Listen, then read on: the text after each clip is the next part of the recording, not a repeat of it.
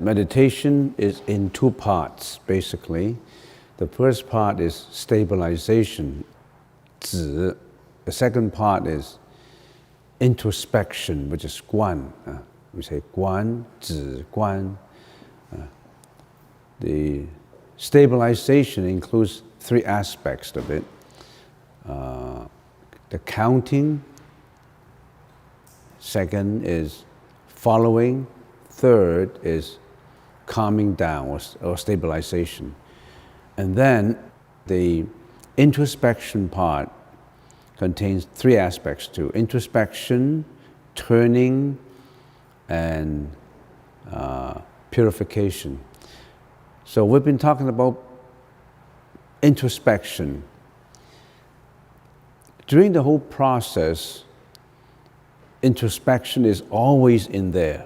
Whether you are doing samatha, which is stabilization, or introspection. Introspection is always there. Introspection is to contemplate within with concepts. So we need to know a lot of concepts in order to introspect. And we've been saying that there are so many concepts in the Buddhist teaching, immeasurable. And the 49 years of the Buddhist teaching is all summarized in the three canons. It is so immeasurable, but we have to pick the crucial ones, the most important ones, and then we use them as objects of introspection. And we already have talked about a few of these, and last time we were at the Noble Eightfold Ways. Right perspective, right orientation, right speech, right action, right lifestyle, right efforts, and right introspection. Finally, the eighth one is right mental equilibrium. And I'm putting the Sanskrit and the Chinese translation by the side. The right perspective and right orientation pertains to wisdom, the wisdom part. So, in order to start, we need the right understanding, the right perspective of it. We talked about that already. And the right orientation is, given the right perspective, we set up our objective in achieving orientation. We must orientate ourselves into the right direction, and that pertains to wisdom. Once we have that, then we start to change. We start to have a paradigm shift. And this paradigm shift leads us to the right speech, right action, and right lifestyle. And that pertains to morality part. Right effort, right introspection, and right mental equilibrium pertains to the meditation part of it, jhana, sila, and pana. That's what we've been talking about. Last time we stopped at right lifestyle. And also, as we have already talked about right lifestyle for a while. And let's continue with it. Right lifestyle means that one should abstain from making one's living through a profession that brings harm to others, such as slaughtering animals for profit, slaughterhouses, trading in arms and lethal weapons, intoxicating materials or drinks, and cheating, promoting sexual misconduct, etc. One should live a harmonious lifestyle which is unselfish, honest, compassionate, and tolerant way of living that is helpful but not harmful to anyone in the world. So sometimes people ask, what is right and what is wrong? The standard of right and wrong is different in different societies. Yes, that's true, but what is right, if we generalize it, is whatever is not harmful to anyone in the world, whatever is helpful, that would be right. Anything that is harmful to others, killing, lying, sexual misconduct, cheating, many acts or deeds that are harmful to others would not be considered as good, would be considered as bad, but in order to generalize it. We can only generalize for now because every specific act, every speech is a little different. But suffice it to say that if it is not harmful, it is helpful, it would be good. That's how we generalize the standard of good and bad. Some people like to argue about good and bad. In some society, sexual misconduct is acceptable. It's even favorable.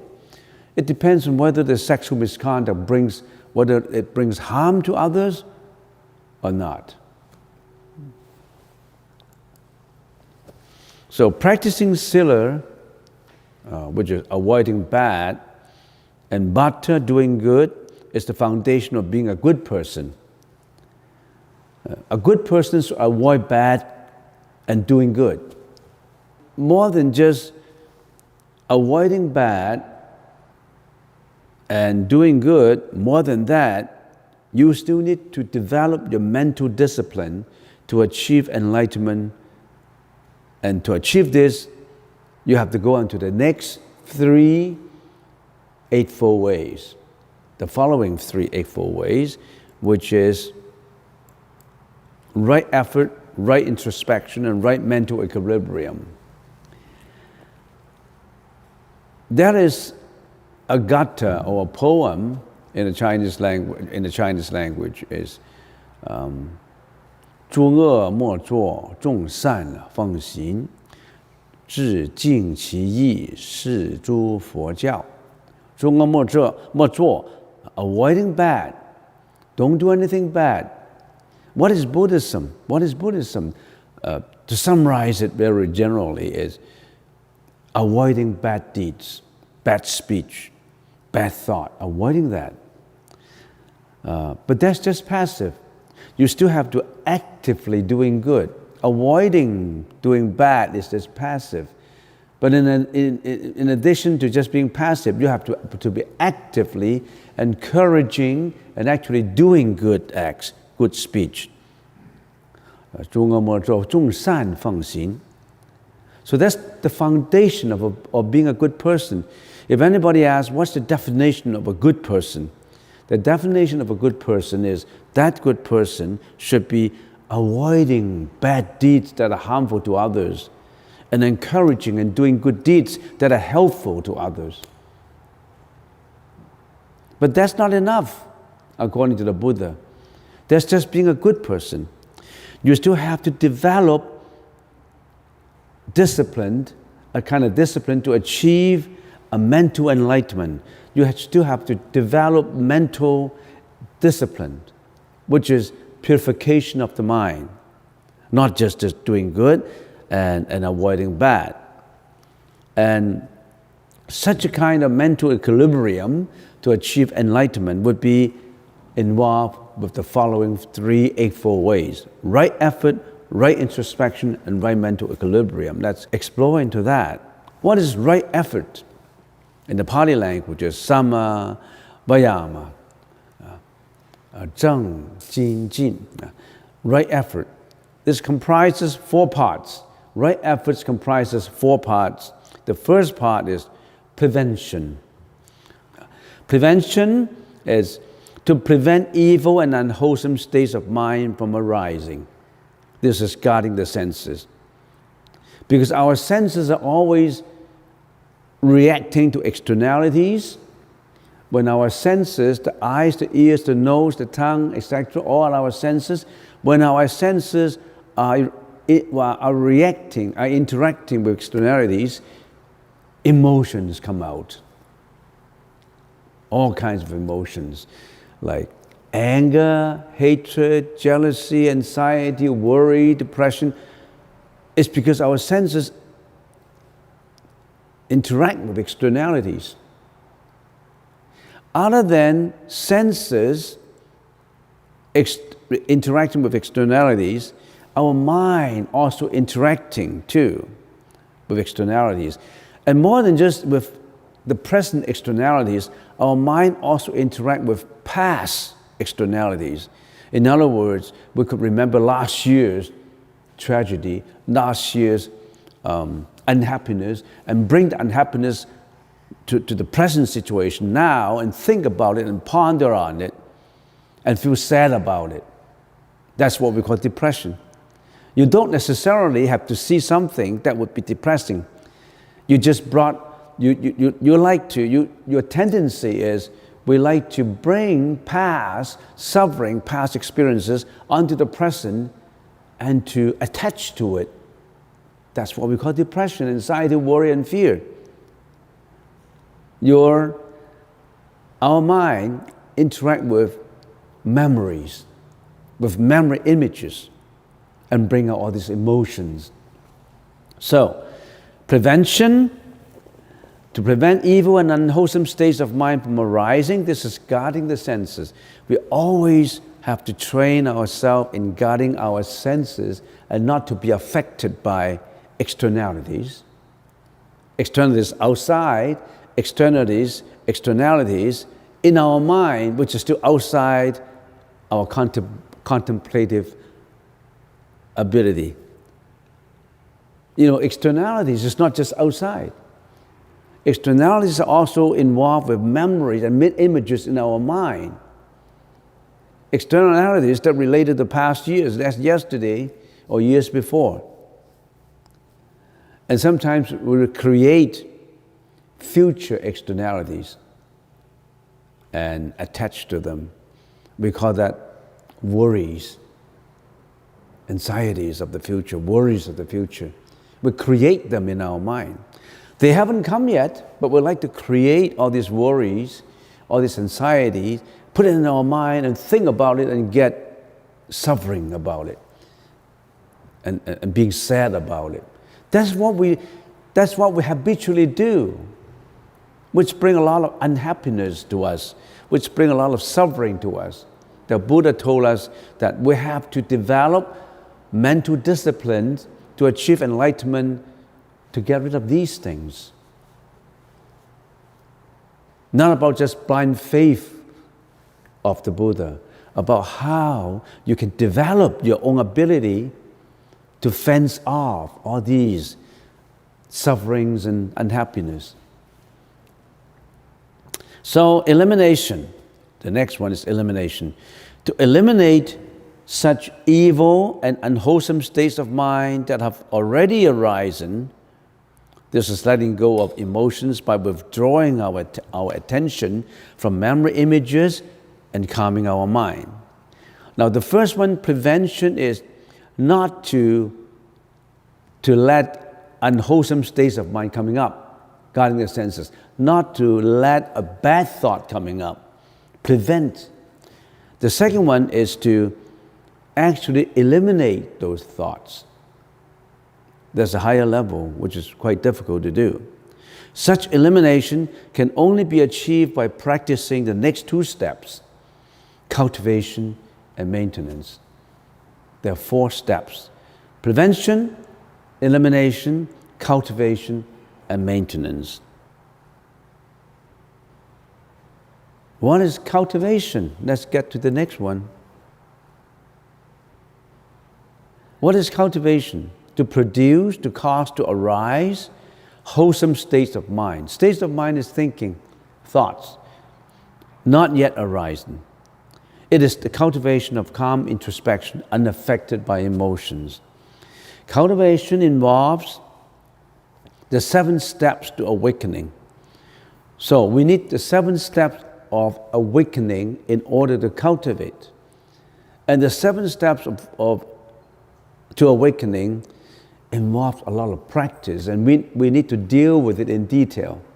So we have to stop at cultivation and examine the 7 steps to awakening. We have to deal with it in detail. Before we deal with it in detail, we have learned that we need to prevent. We must have an objective to eliminate. We must have the drive to cultivate. In practice, in practical world, how can we explain this? Just using an example. Say, for example, if a thought comes up, a thought of anxiety, a thought of depression comes up in the mind. That happens to everybody. All of a sudden today, I feel depressed. I feel bad. I feel sorrowful. I suffer.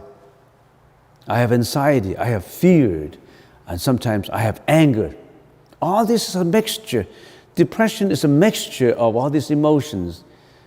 Sometimes in one day, your sadness could overwhelm your anger, or sometimes your anger could overwhelm your sadness.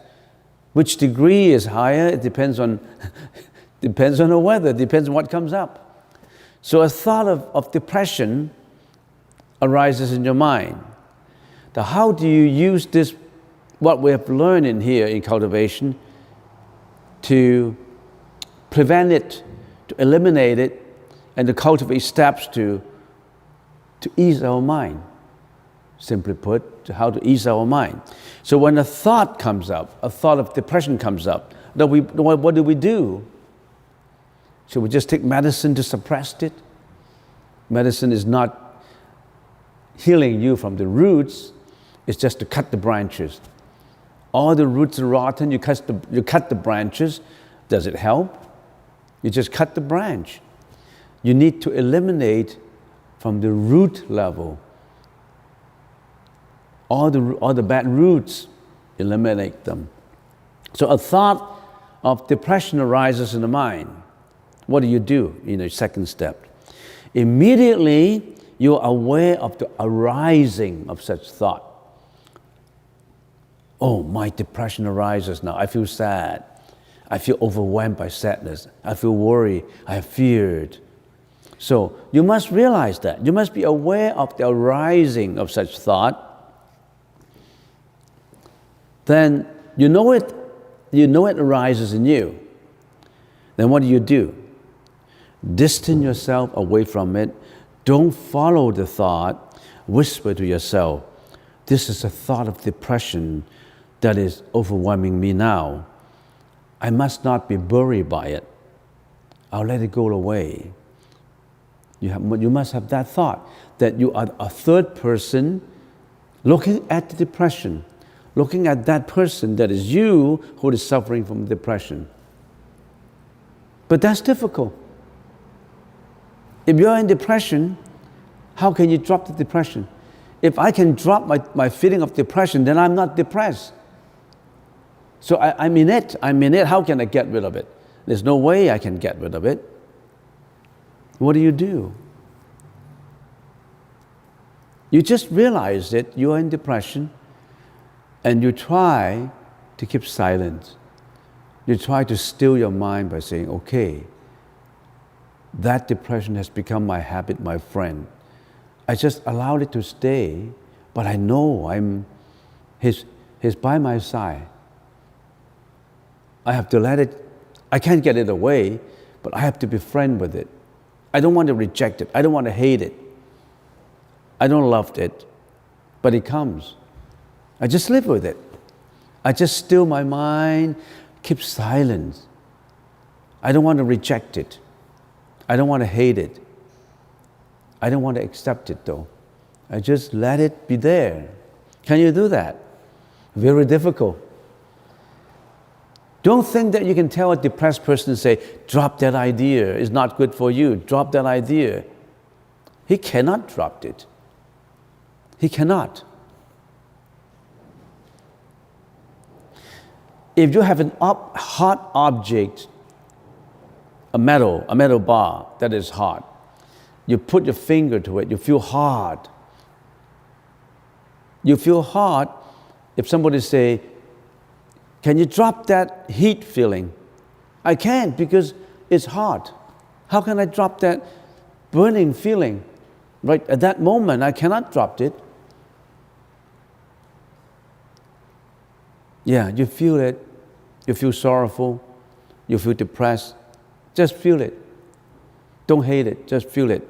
And you learn slowly that this is just a thought. Now these thoughts makes me uncomfortable. My heartbeat is beating fast. I feel sorry. I feel worried. I feel depressive.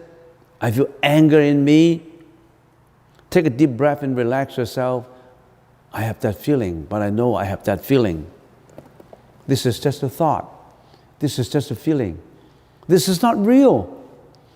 This is just a feeling, but this sadness is not real. It's just a feeling. This is just a conditional feeling. And I materialize this feeling, and I think this feeling is true. This feeling is just a feeling that would go away somehow. Maybe 1 hour later, maybe 1 day later, 2 days later, 3 days later, but it will subside and will come back again. A feeling of depression is not linger on for your whole life. Same as the weather. Every day is a little different. Some days you suffer more, some days you suffer less. But just befriend with it and feel it. Just keep silent and feel it. Don't reject it. Just know that there's a thought in there. And that's it.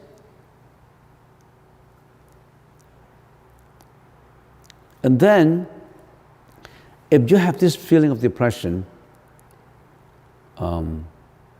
some people take to do something else to divert the attention away. Generally, there are two ways to divert your attention away. One is to involve in, say, drinking, alcoholic, or going out partying, looking at a video, do something that I don't know, sports. Some people even, I don't have interest in sports when I'm depressed, but you really want to involve in something else. And some people do it in another way, spiritually. They want to chant, they want to meditate, they want to do all kinds of deeds that is spiritual. As you go further, you will understand that when you are depressed, if you are doing something that for example, it's watching a video, a movies, then it may direct your attention away. But that action involves a lower frequency. And this action of chanting, prostrating, spewing about spiritually requires a higher frequency. And most people who are enlightened suggested that we should use a higher frequency to change the behavior. But some people simply cannot use the higher frequency. Because a higher frequency required a higher habitual frequency that's already stored in your mind. So that's the reason why for some people who are depressed, is usually if they take the wrong actions in relationships, drinking, gambling, and all that, they feel more comfortable. If they use a higher frequency level, they're not just used to that. So that's the reason why some people who are depressed, they think about committing suicide, going bad, enjoying themselves, because that is a lower frequency. But some people said, I want to change it, I want to go chanting, I want to have meditation, I have a higher frequency. And one has to go through the training to get used to the depression. But the first step is to live with it silently. So whenever you have family members or your friends who are depressed, you don't need to tell him that let go, let go, let go. He cannot let go. You just live with it. It will go away. Live with it, and it will slowly befriend with it. It's just a feeling. It's not going to take your life away. You're not going to die of it. You're not going to go to the asylum. It's just a feeling. But if you let that feeling subside, then if you train yourself living with it, let that feeling subside, it will come back again. It needs a lot of training to accept it. Once you experience this subjective feeling is not effective anymore. In other words, this feeling is absolutely subjective. But you have to live through the subjective experiences to realize it. You have to experience it through. Once you can experience it through, then you get used to it.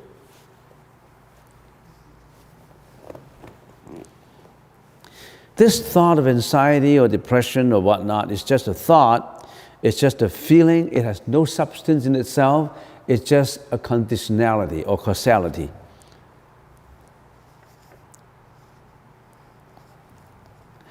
And you must say, I'm not the thought. I'm not that thought.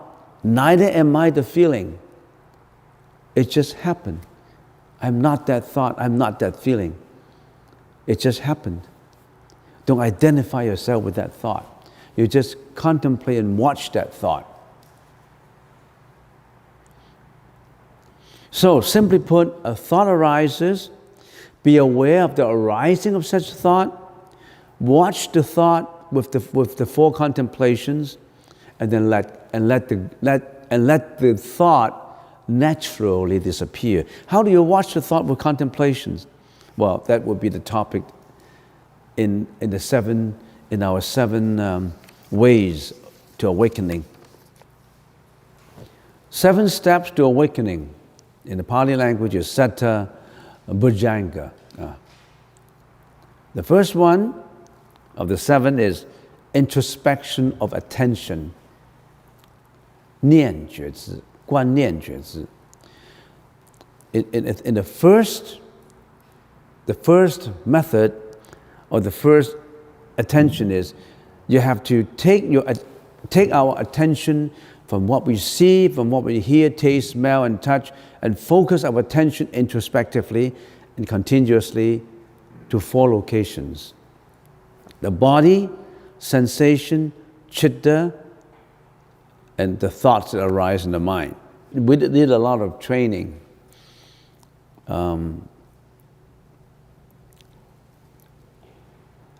do we focus our attention introspectively to the 4 locations?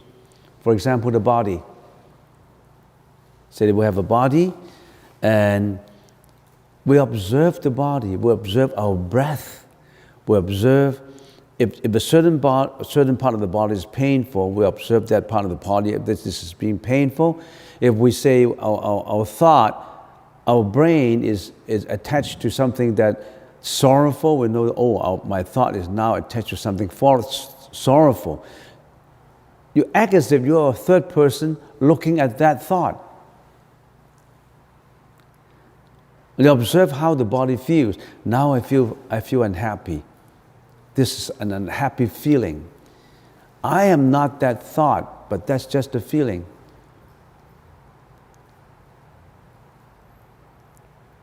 The chitta, observing the emotional state, that thought is changing. That thought is impermanent. That thought is because of certain conditions that give rise to that thought. And that thought has no essence in itself. That thought is not me. That thought is not a self. You have to analyze every thought. That applies not only to the emotional feeling, for example, that is already inherent in you, for depression, fear, worry. This introspection also applies to the present attachment of your senses to externalities. For example, your eyes, your senses, your eyes. Your eyes look at the opposite sex, for example. Then it arouses impurity in your mind. You are contemplating, for example, on sexual misconduct. a thought of impurity comes up, it affects your body. It affects the body hormone. All of a sudden you have this stimulation in you that you feel uncomfortable. You don't think that that feeling is comfortable. That is an uncomfortable feeling. And you want to find outlet for that uncomfortable feeling. But that feeling is a feeling of discomfort. Then what do you do when a thought of sexual impurity comes up? That thought comes up, what do you do? Some people indulge in that thought continuously by furthering certain actions. What furtherance of the action, you know. It depends on what kind of relationship he has. He or she tried to further that interaction. But if you are doing introspection of attention, what do? If that feeling of sexual appeal comes up, what do? You have the impurity contemplation present in you to analyze it, to investigate it. The impurity investigation and analysis. How do we do it? In observing the body. Then we analyze what kind of thought that comes up in us. That's that thought of attraction, a body attraction. And then you analyze, what is this body attraction? This is just a body. What is this body made up of? This body is made up of flesh and blood. And how come I'm sexually interested in this flesh and blood? And what is behind this flesh and blood? It's a bag of impurities within a body that we think it is clean. It's actually impure. We're actually being attracted to a sack of flesh and blood. But we have been habitually attached to this appeal. That's why we are reincarnating in the world of desires. So we have to build up this impurities thought, impurities contemplation. It's difficult because you've been habitually attaching to sex appeal. It's very difficult to get rid of it. And this is exactly this appeal that leads us to reincarnation. Actually, this kind of appeal could lead to many, many outcomes that may not be amicable, that may be even harmful. Relationships could lead to fatal incidences, jealousy, hatred, greediness.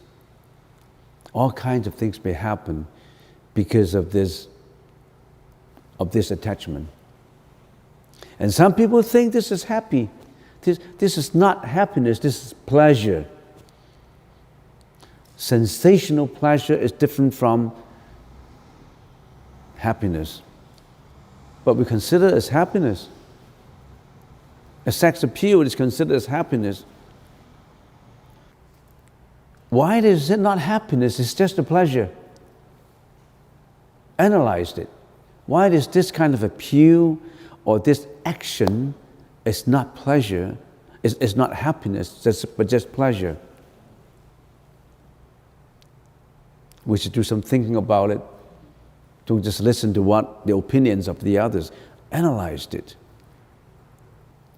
Analysis of sensation. What kind of sensation we usually have coming with a thought? It's either pleasurable sensation or unpleasurable sensation or neutral sensation. It's a sensation. It's not you. It's just your sensation. This sensation leads to stimulation of your hormones, which drives you to do what you intend to do. It's a satisfaction of your hormone stimulation. You consider that as happiness. The Buddha said it's not happiness. It's a temporary pleasure that could lead to dire consequences in a lot of cases. Chitta. The chitta is the emotional state of the mind. We have two, our mind is basically in two parts. One is the mano part, the other is the chitta part. The mano part is more or less the rational thinking.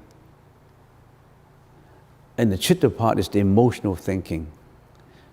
The emotional mind and the more or less rational mind is always at tug of war with each other. And it's sad to say that the emotional mind is always in control. That's the reason why when you are emotional, you cannot control yourself, because your rational mind is always weaker than your emotional mind. That's why you get angry, you get sad, you're overwhelmed by anger, you have anxiety, you have fear.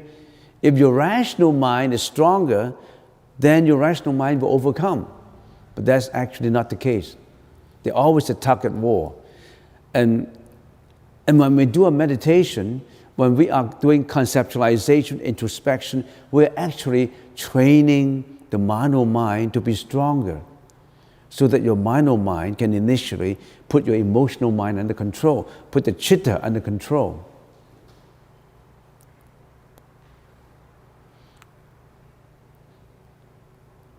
The chitta is not making a decision. It's only the mano that's making a decision. The chitta does not decide. The chitta just expresses emotions.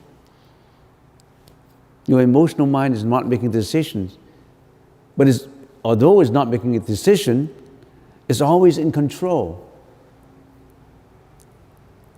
Enlightenment is to change the chitta mind, to enlighten it, to be one with the rational mind, to be at one purity. The second steps to awakening is investigation in and interpretation of subjective experiences. When we are doing meditation, it's not just sitting there and relaxing. Your mind at the same time is doing investigation and analysis and interpreting the subjective experiences at the same time. When we do introspection, we begin to understand that emotions come with the way we interpret our subjective experiences. When we're doing meditation, actually we are interpreting our subjective experiences because we're not at purity yet. We haven't got rid of all our pollutants. If we interpret in the right way, our mind will be calm, and vice versa. If we interpret in the wrong way, our mind will not be calm. For example, if you are meditating in here, and you try to be peaceful and sit quietly, and then all of a sudden three people down the road, the third person down the road is always coughing. She had a cold, is always coughing. You feel annoyed. This guy shouldn't be there. This person should have been there. He's disturbing everybody. All of a sudden, you have that animosity in you. That subjective experience of coughing, of other people coughing, arouse your objection, your emotion of anger, your emotion of disagreement. You're trying to interpret all kinds of subjective experiences. And the guy to my right stinks because he's sweating. He just came back from jogging, and now he's meditating by my side, and I'm not feeling comfortable. So you are interpreting your subjective experiences, and you are in the subjective experiences. You're not away from it. That happens to all the time. 24 hours a day, we are interpreting our subjective experiences with our emotional mind, with chitta. However, if we interpret our subjective experiences with wisdom, we call it prajna or pana, we know the causality of our subjective experiences and would not allow emotions to arise and stay. So in other words, we introspect with wisdom. And where does this wisdom come from? The Buddhist teaching contain the wisdom that allow us to use, to investigate, and to analyze. The Buddha's teaching give us tools to analyze and investigate so that we can change our subjective experiences with wisdom into non-attachment. With that realization, now the mind is confident. Then slowly, then you know, all this concept, if it is in your mind, then you'll be more objective in working out your mind, in doing your meditation. Meditation is just not sitting there doing nothing and trying to relax, because you are not relaxing. You are interpreting every subjective experiences. You are not relaxing. You think you're relaxing, you're not. If you know all these, your mind is equipped with the tools to be calm and to relax. Then you calm your mind and relax your body. This is all one. Knowing all these things is not in bits and pieces. They all combine together to add to the training, to change our habitual thinking, to carry out this paradigm shift from habitual thinking into wisdom. And it takes practice. It takes a long time. It takes years. It's not just coming on a Saturday morning and then you can achieve a paradigm shift. It's not that easy. Particularly for people who just come once, twice, 3 times. We've been here 40 years. I'm still carrying out my paradigm shift.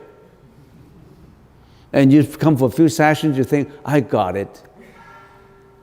It's not that easy. There are people there who don't even realize that they are having this habitual thinking that got them into trouble. They don't even realize. When they get jealous, they just get jealous. They're angry, they just feel angry. They want to yell, they just yell. They want to commit sexual misconduct, they just do it.